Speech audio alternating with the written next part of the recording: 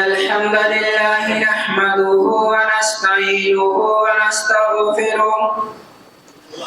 ونعوذ بالله من شرور أنفسنا ومن سيئات أعمالنا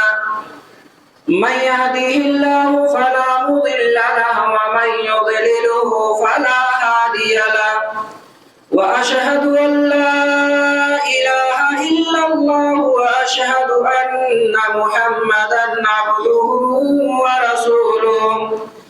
يا أيها الذين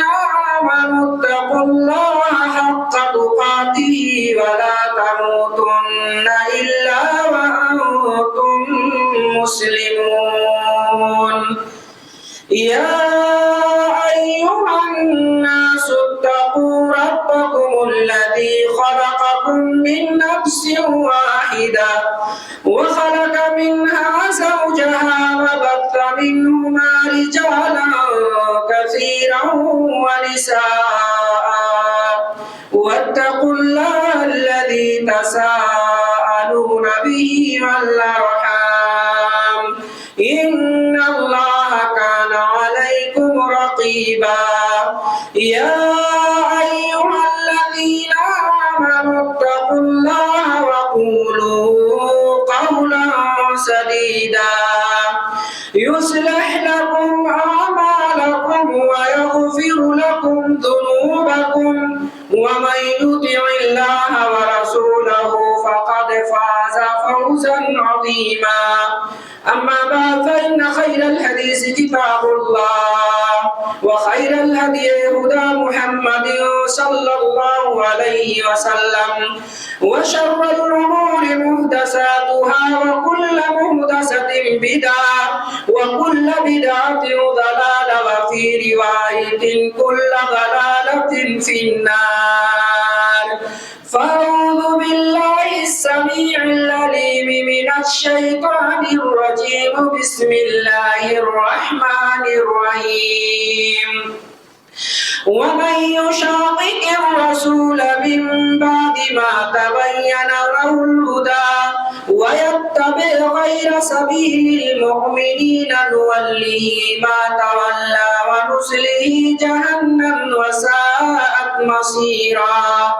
وقال النبي صلى الله عليه وسلم من أحب الحسن والحسين فقد أحبني ومن أبغضهما فقد أبغضني أو كما قال النبي صلى الله عليه وسلم صدق الله العظيم وصدق رسوله النبي الكريم ونحن على ذلك لمن الشاهدين والشاكرين والحمد لله رب العالمين إن الحمد لله نحمده ونستعينه ونستغفره ونعوذ بالله من شرور أنفسنا ومن سيئات أعمالنا من يهده الله فلا مضل له ومن يضلله فلا هادي له وأشهد أن لا إله إلا الله وأشهد أن محمدا عبده ورسوله أما بعد فإن خير الحديث كتاب الله وخير الهدي هدى محمد صلى الله عليه وسلم وشر الأمور محدثاتها وكل محدثة بدعة وكل بدعة ضلالة وفي رواية كل ضلالة في النار معزز علماء کرام، بزرگوں، نوجوانوں، پردہ نشین خواتین، ہر قسم کی بڑائی کی بریائی اللہ وحدہ لا شریک خالق کائنات مالک زمین و آسمان کے لیے ہے۔ بعدہ کروڑوں درود و سلام کے پھول نچھاور ہوں تمام نبیوں اور رسولوں پر، خصوصاً آخری نبی محمد رسول اللہ صلی اللہ علیہ وسلم پر۔ محترم سامعین و سامعات، آج کے اس خطبہ جمعہ میں جو عنوان آپ کے سامنے ناچیز لے کر کے حاضر ہوا ہے وہ عنوان ہے حسن و حسین کی فضیلت کے تعلق سے، ان کی منقبت کے تعلق سے چند باتیں انشاءاللہ آپ کے سامنے رکھنے کی جسارت کر رہا ہوں۔ اللہ رب العالمین سے دعا بھی کر رہا ہوں کہ اللہ رب العالمین ہم تمام لوگوں کو خصوصاً ہماری جماعت کو اللہ رب العالمین حسن و حسین سے محبت کرنے والا بنائے۔ اس موضوع کا انتخاب میں نے اس وجہ سے کیا کہ آج بہت سارے نام نہاد مسلمان جو اپنے آپ کو اہل بیت سے وفاداری دینے والا، وفاداری کا ثبوت پیش کرنے والا گمان کرتے ہیں، اپنے آپ کو اہل بیت سے سچی عقیدت و محبت کرنے والا تصور کرتے ہیں، اور ہم پر یہ کیچڑ اچھالتے ہیں کہ ایک جماعت ہے جنہیں نہ اہل بیت سے محبت ہے نہ حسن و حسین سے محبت ہے۔ تو میں انہیں بتلا دینا چاہتا ہوں کہ میرے بھائیوں، اگر آپ کی یہ سوچ ہے، اگر آپ کی یہ تھنکنگ ہے کہ ہمیں حسن و حسین سے اور اہل بیت سے محبت نہیں ہے، تو میں آپ کو بتا دینا چاہتا ہوں کہ جتنی محبت ہم اور ہماری جماعت اہل حدیث یا اور دیگر جو جماعتیں ہیں ان کی جو محبت اہل بیت سے ہے، وہ محبت جو حسن و حسین سے ہے، اتنی خالص محبت نام نہاد مسلمانوں کی محبت نہیں ہے۔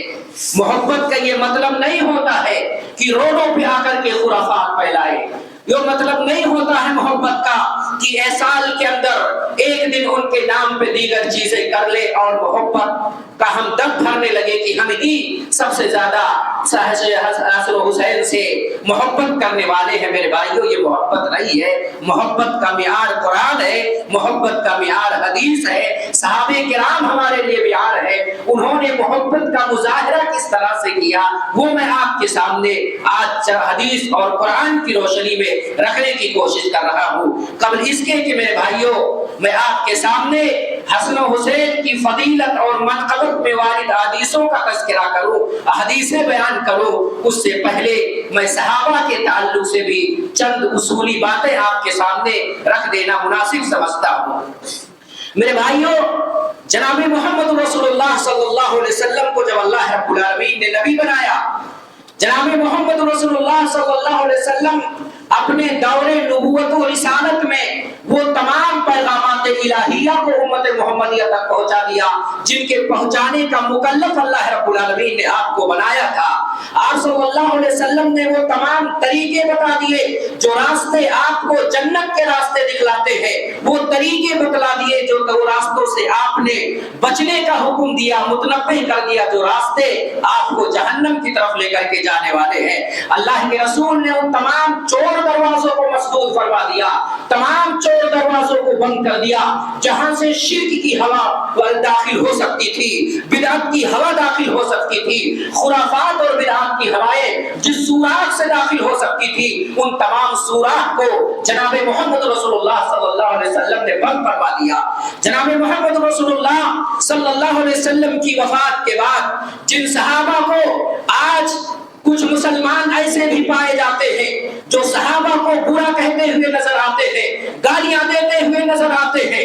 باغی اور بغاوت کا علم بلند کرنے والا صحابہ کرام کو جو لوگ تصور کرتے ہیں اور ہماری جماعت کے اندر یہ جرسوں میں دن بدن داخل ہو رہے ہیں، ہماری جماعت کے افراد کے اندر خصوصاً نوجوانوں کے اندر یہ بیماری یہ جرسوں میں دن بدن ان کے اندر پھیلتے چلے جا رہے ہیں۔ میں دور کی بات نہیں کرتا، ابھی چند دن پہلے میری ملاقات میرے ایک رشتہ دار سے ہوئی، اللہ اکبر، حضرت معاویہ کے تعلق سے اور صحابہ کے تعلق سے جس طرح کے شکوک و شبہات کی طرف اشارہ کیا گیا، مجھے سن کر کے حیرانی ہوئی کہ یہ چراغ تلے اندھیرا کیسے ہے۔ اس لیے میرے بھائیوں میں نے انتخاب اس وجہ سے کیا کہ آج شہادت حسین کو لے کر کے، شہادت علی اصغر اور علی اکبر کو لے کر کے، مسئلہ یزید کو لے کر کے جو صحابہ تک پہنچا جاتا ہے، صحابہ تک پہنچنے کی کوشش کی جاتی ہے، ان کے عدالت کو مجروح کرنے کی کوشش کی جاتی ہے، ان کے ثقافت پر ڈاکے ڈالے جاتے ہیں۔ رضی اللہ عنہ کا جو لقب رب نے ان کو دیا تھا وہ لقب کسی اور کی طرف مجھ سے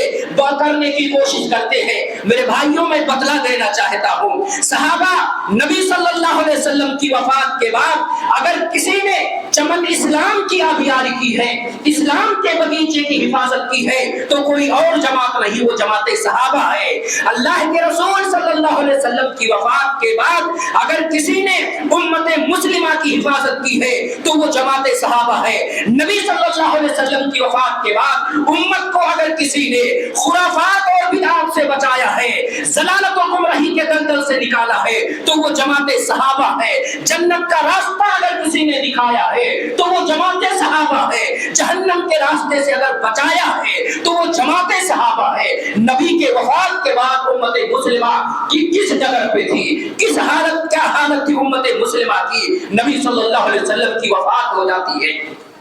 نبی کے وفات کے بعد امت کے اندر تھوڑا سا اختلاف پیدا ہوا۔ نبی کی وفات کو لے کر کے کچھ لوگ نبی کی وفات میں غموں کے آنسو بہا رہے تھے تو کچھ یہ کہہ رہے تھے اگر کسی نے کہہ دیا کہ محمد کی وفات ہو گئی ہے تو اس کے بدن پہ اس کا سر سلامت نہیں رہے گا۔ ابو بکر پہنچتے ہیں، نبی کے رخ انور، نبی کے جبین مبارک کو بوسہ دیتے ہیں، بوسہ دینے کے بعد باہر نکلتے ہیں اور یہ اعلان کر دیتے ہیں من کان یعبد محمدا فإن محمدا قد مات۔ اور جو لوگ محمد صلی اللہ علیہ وسلم کی اطاعت کرتے تھے وہ سن لیں کہ آج محمد اکرم صلی اللہ علیہ وسلم کی وفات ہو گئی ہے۔ ومن کان یعبد اللہ فإن اللہ حی لا یموت۔ اور جو رب کی عبادت کرتا تھا وہ کان کھول کر کے سن لے اللہ زندہ ہے، اللہ کو کبھی موت نہیں آئے گی۔ اور قرآن کریم کی آیت تلاوت کی افإن مات او قتل انقلبتم علی اعقابکم۔ اے لوگوں، کیا اگر نبی صلی اللہ علیہ وسلم کی وفات ہو جائے، نبی کریم صلی اللہ علیہ وسلم قتل کر دیے جائے، شہید کر دیے جائیں تو کیا تم دین اسلام سے پھر جاؤ گے؟ امت اسلامیہ میں جو اختلاف پیدا ہوا، اختلاف ختم ہو گیا۔ نبی کی وفات کے بعد کس طرح سے سیدنا ابو بکر نے اسلام کی حفاظت کی، لوگوں کو جہنم سے کس طرح سے بچایا۔ مرتدین کا فتنہ ہے، زکات دینے والوں نہ دینے والوں کا فتنہ ہے، نبوت کے دعوے داروں کا فتنہ ہے۔ کہیں پہ اسود عنسی جنم لے رہا ہے، کہیں پہ مسیلمہ کذاب نبوت کا دعویٰ کر رہا ہے، کہیں سجاح نامی عورت نبوت کا دعویٰ کر رہی ہے۔ ایک طرف عرب کے قبائل مرتد ہو گئے، بے شمار قبیلے مرتد ہو گئے، زکات دینے سے انکار کر دیا، بے شمار فتنوں نے جنم لیا۔ ابو بکر نے ڈٹ کر کے فتنوں کا مقابلہ کیا، خالد ابن ولید کھڑے ہو گئے اور جس طرح سے مرتدین کا قلع کما کیا، جس طرح سے اسلام کی حفاظت کی، وہ تاریخ کے اوراق پہ بکھرے پڑے ہوئے ہیں۔ ابو بکر رضی اللہ تعالیٰ عنہ اسامہ ابن لشکر کے روانگی کی باری آئی، صحابہ سے مشورہ کیا، صحابہ نے کہا ابھی حالات دیگر ہے، حالات مضطرب ہیں، ابھی اسامہ کی لشکر کو مت بھیجے۔ ابو بکر صدیق نے کہا تھا اللہ کی قسم اگر مدینہ انسانوں سے خالی ہو جائے اور جنگلات کے درندے مجھے چیر پھاڑ کر کے کھا جائیں پھر بھی میں لشکر اسامہ کو روانہ کر کے رہوں گا، کیونکہ لشکر اسامہ کو بھیجنا یہ جناب محمد رسول اللہ صلی اللہ علیہ وسلم کی خواہش تھی، نبی کریم صلی اللہ علیہ وسلم روانہ کرنا چاہ رہے تھے۔ میرے بھائیوں، کس طرح سے اسلام کی حفاظت ابو بکر صدیق نے کی؟ یہی وجہ ہے کہ ہم صحابہ کے تعلق سے تمام افراد کا، بچوں سے لے کر کے جوانوں تک، جوانوں سے لے کر کے بوڑھوں تک، مرد سے لے کر کے عورتوں تک، تمام لوگوں کا یہ عقیدہ ہونا چاہیے صحابہ ہمارے لیے ہمارے آنکھوں کے نور ہیں، صحابہ ہمارے دل کا سرور ہیں، صحابہ ہمارے سروں کے تاج ہیں۔ جس طرح سے ایک بادشاہ کے اوپر اگر تاج نہ ہو تو اس کی خوبصورتی مات پڑ جاتی ہے، آنکھوں کے اندر بینائی نہ ہو، اس کی نورانیت چھین لی جائے تو آنکھ رہ کر کے بھی کسی کام کی نہیں ہے۔ اگر کوئی صحابہ کو نہ مانے، صحابہ کو گالیاں دے تو گویا کہ وہ اپنے آنکھ کی نورانیت کو ختم کر رہا ہے، اپنی بصیرت و بصارت کو ختم کر رہا ہے۔ صحابہ کی قربانیوں کو دیکھ کر کے رب تبارک و تعالیٰ نے رضی اللہ عنہم ورضوا عنہ کا لقب دیا تھا۔ اللہ کو معلوم تھا۔ آج لوگ کہتے ہیں معاویہ نے یہ غلطی کی، ایرا گتا جسے باتھ روم کر کے اپنی تشریف دھلنے کا طریقہ جسے معلوم نہیں ہے، داہنے ہاتھ سے دھلا جائے یا بائیں ہاتھ سے دھلا جائے، جسے پاخانہ کر کے دھلنے کا سلیقہ اور طریقہ معلوم نہیں ہے، وہ ایرا غیر نتھو خیرہ صحابہ کے اوپر انگلی اٹھا رہا ہے، صحابہ